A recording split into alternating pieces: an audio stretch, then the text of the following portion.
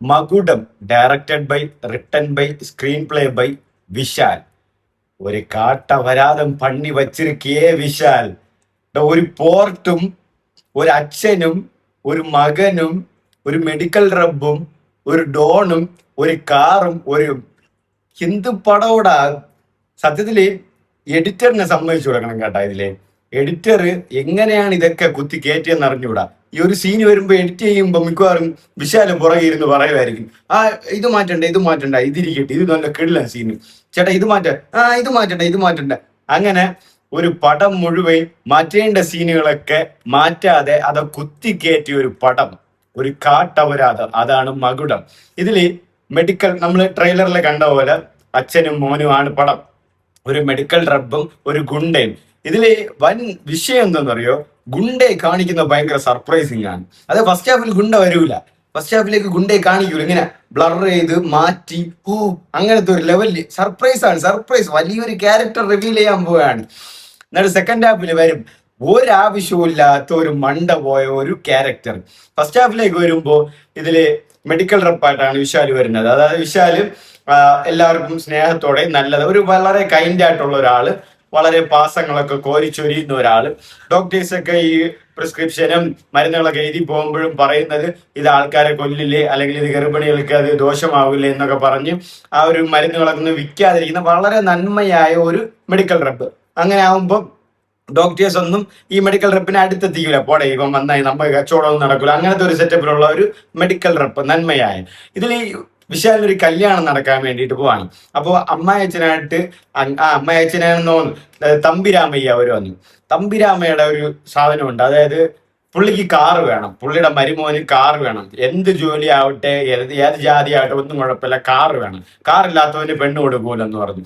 ആ ഒരു പോഷനിൽ പോകുമ്പോ ഒരു 10-20 മിനിറ്റോളം ഒരു ചളി വാരി ഏറി ആ തമ്പിരാമയൊക്കെ എന്തോന്നടാ പറയുന്ന, എന്തിക്കോ തോലൊരിഞ്ഞു പോയി. ഇങ്ങനെ ഇതെന്തോന്ന് കോമഡിയൊക്കെ പറയും. ഇതിന്റെ ഇടയിൽ ഇത് വിശാലിന്റെ കുറച്ച് ഊള ഇങ്ങനെ ചിരിച്ചുള്ള കുറച്ച് കോമഡികൾ. ആൻഡ് ബിഷറ വിജയനും അങ്ങനെ ഒരു ഫാമിലി വരുന്നുണ്ട്. ബിഷറ വിജയനാണ് മെഡിക്കൽ റബ്ബിന്റെ ആ ഒരു ലേഡി ക്യാരക്ടറായിട്ട് വരുന്നത്. പിന്നെ ഇതിൽ സെക്കൻഡ് ഹാഫിലേക്കാണ് ആ ഒരു കാര്യത്തിലേക്ക് പോകുന്നത്.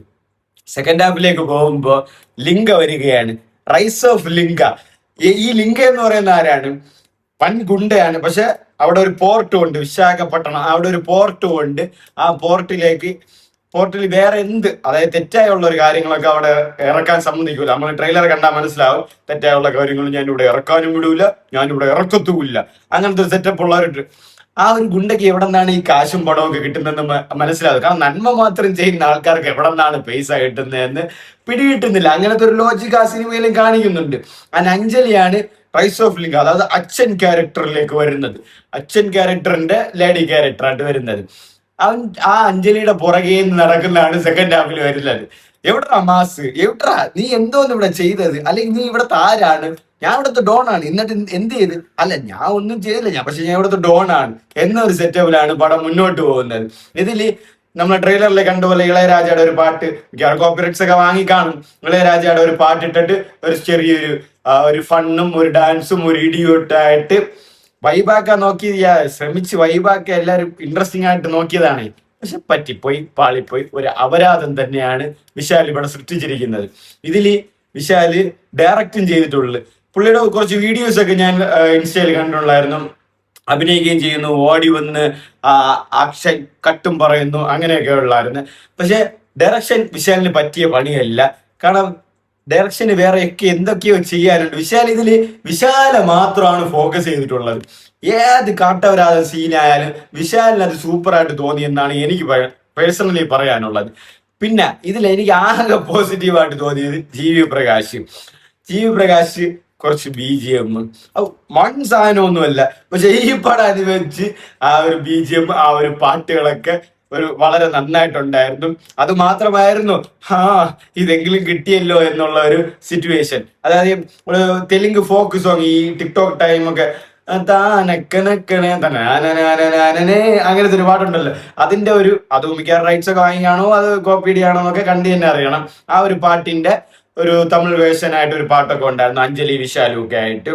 അങ്ങനെ ഈ സമയത്ത് അവസാനം വരുമ്പോ വിശ്വറിന്റെ ആ ഒരു വോയിസ് കാണാം, അച്ഛന്റെ വോയിസ്. അങ്ങനെ ഈ അച്ഛനും മകനും ഉള്ള ഒരു കാട്ടപരാധമാണ് ഈ ഒരു സിനിമ. ഏത്? മണ്ട മണ്ട മകുടം.